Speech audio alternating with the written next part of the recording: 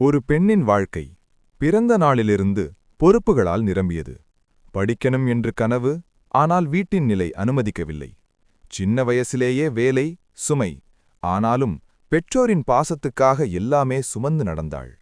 பிறகு குடும்பத்தை காப்பாற்றும் நம்பிக்கையில் வேலைக்கு போனாள். அவள் குடும்பத்துக்காகத்தான் வாழ்ந்தாள்.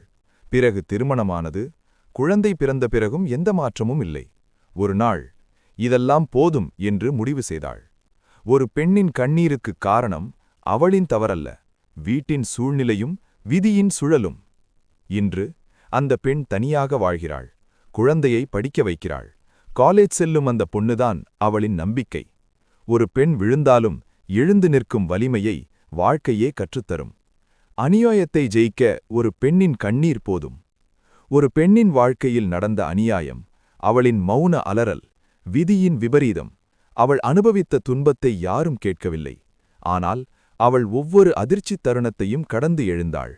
இது ஒரு பெண்ணின் உண்மை போராட்டக் கதை. அவளின் கண்ணீரில் மறைந்த உணர்வுகளை நம் மனம் கேட்கட்டும்.